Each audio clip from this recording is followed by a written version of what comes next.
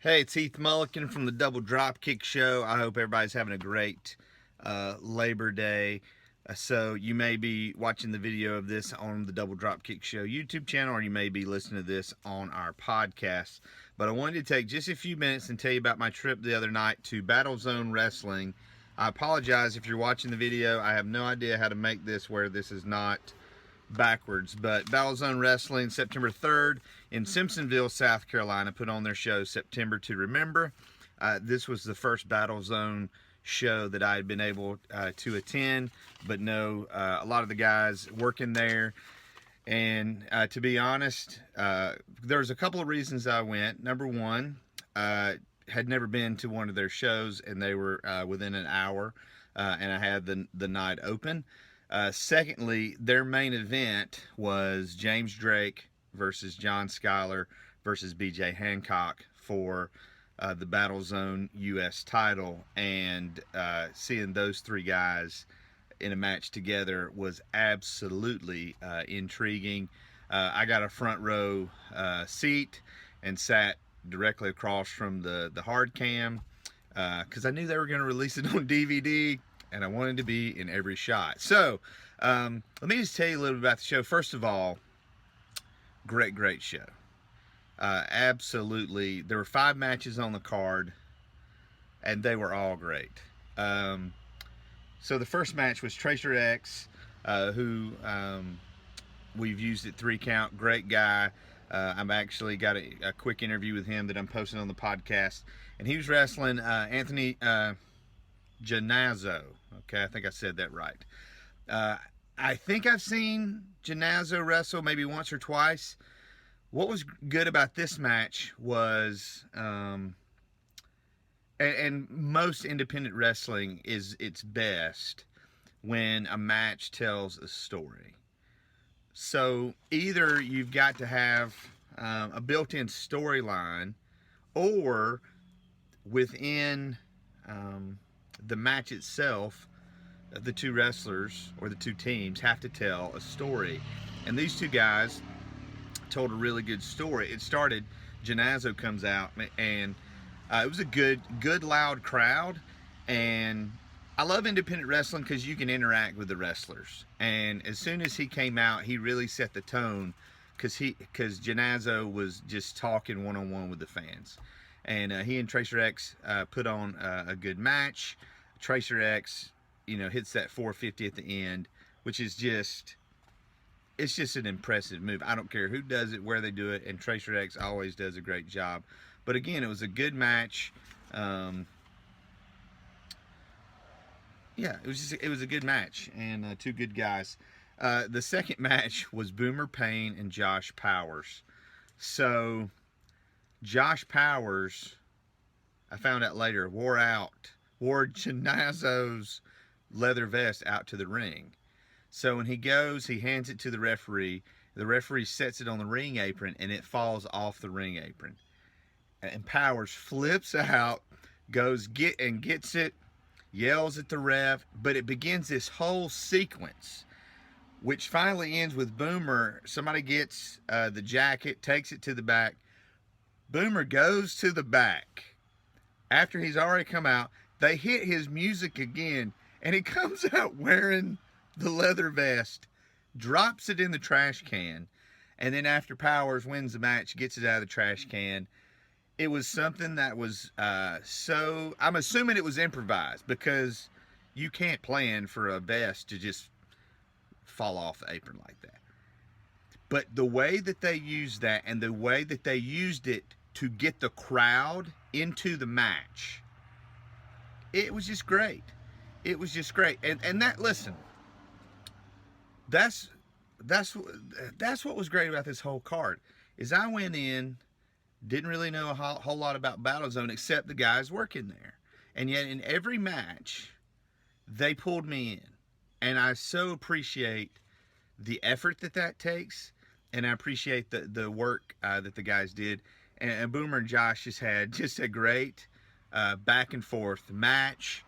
At the end, Boomer missed a shoulder tackle into the corner. I thought he had killed himself, and Powers finished him off with that just devastating. I don't know what he calls it, but it's like the Rainmaker clothesline, and just took poor Boomer's head off.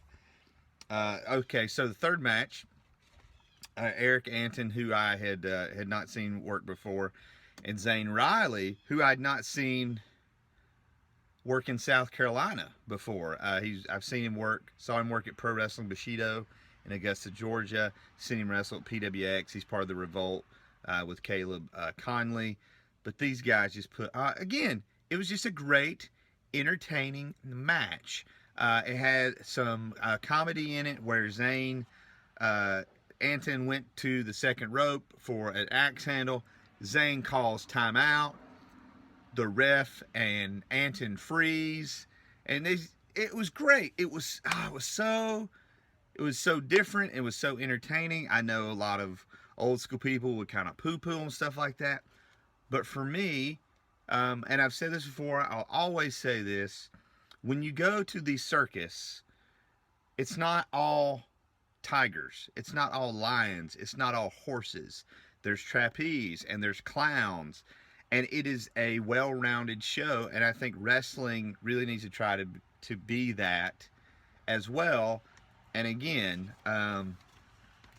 it was a good match. Anton played the heel really well. They worked the crowd, okay? They worked the crowd. And for a lot of people, that is a lost art. A lot of guys just want to get in the ring, get their stuff in, and they don't really pay attention to the people that are there.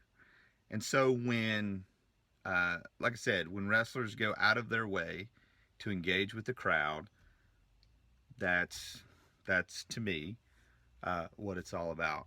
So they had a good match. The semi-main event after the intermission was TJ Boss, who's part of the END, which is, I believe, a faction. They're in WrestleForce. They do different things. And he was joined at the ring by Kevin Phoenix and Zuka King. And he faced Bryce Antony. Now, TJ Boss is a big guy.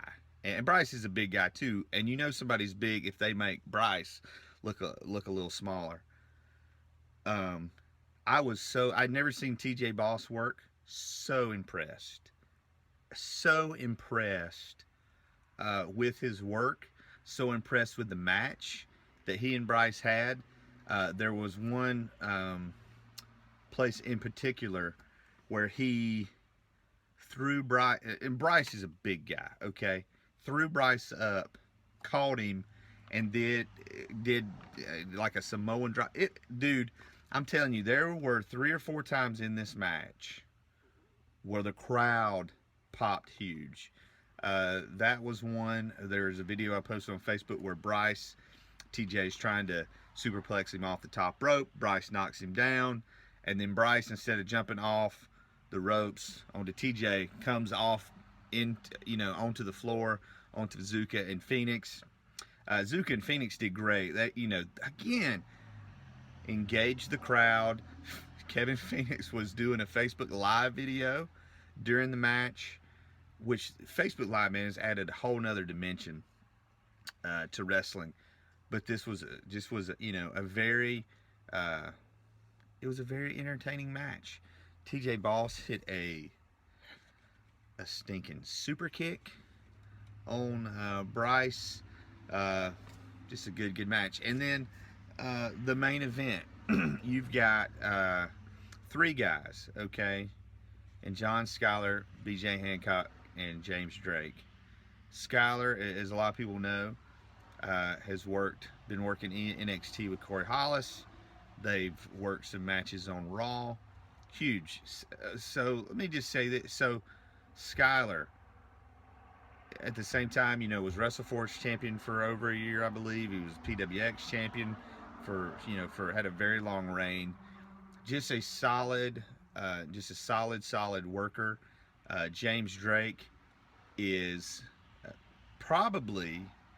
James Drake has as much buzz in the Carolinas as anybody. this year, and absolutely well worth it. Mark and I have talked about him, on other episodes of the show. He almost looks like a young Big Boss Man, and can move, and actually hits a dive on Skylar and Hancock. Actually hits the moonsault on Skylar, and then BJ does what he does best, and that is slip in, throw Drake out, and pin Skylar to retain the title. BJ Hancock, I can't say enough about him. I would say, I think BJ Hancock's underrated. I've had the opportunity to work with him in Golden Corner Wrestling, where he's the champion, and also 3 Count Pro Wrestling. Just solid worker. I've never seen him have a bad match with anybody, and cut some really funny promos. Just throws some just great references in there. And when he and Brett Wolverton work together, the manager angle, it's just great. It's good stuff. And Skylar's that guy. Every time you see him in the Carolinas, you're thinking this is the last time I might see him. You never know when he's gonna sign with NXT, sign with WWE. So again, I can't say enough. If you get the opportunity to go to a BattleZone show, they're working to run every month. Their next show is October the 1st. It's actually going to be a little closer to me in Easley, South Carolina. Absolutely, I firmly believe that you should support independent wrestling as much as you can. These guys, lay it all on the line, and absolutely, BattleZone absolutely gave me my money's worth. So let me say that as well. This is what I love about wrestling, is across from me on the front row was some older folks, and I was watching them during the whole show, just how they were getting into it, and they were cheering and they were booing, and Zane Riley does his deal with the thumb up the butt and the suplex, and when he did that to Eric Anton or Anton, these old ladies on the front row, they lost their minds. They went nuts. So after the show, I find out these folks are outside, and I just said, hey, I had as much fun watching you guys as I did the wrestling. The way you guys responded, it was great. And found out that this woman, it was her 88th birthday. And her daughter brought her and said, what do you want to do for your birthday? And she said, I just want to go to wrestling. And that's what's so great about wrestling. You got an 88-year-old woman celebrating her birthday. You got families with their kids there. There was 3 high school age guys on the other side who were chanting and cheering. And it was just a great night of wrestling. And so big props to Bryce and Boomer. Just, great job.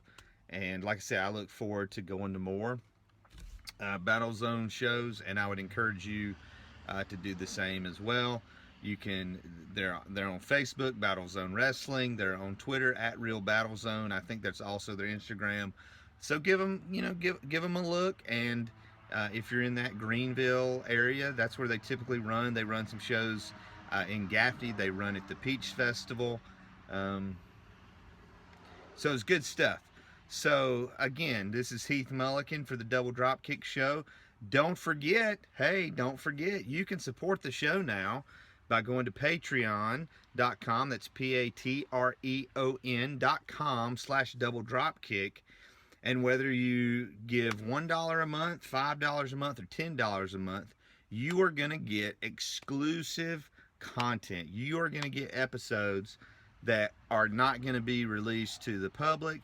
There's some other things that you can get, with your pledge or with your donation. Just trying to help cover the cost the monthly cost of our show. DoubleDropkick.com is our website where we're going to be uploading more videos, more articles, those kind of things. At the DDK Show is where you can find Mark on Twitter. I'm at Heath Mullikin, and I look forward, just to going to see more good wrestling. So thanks a lot, and we'll see you guys soon.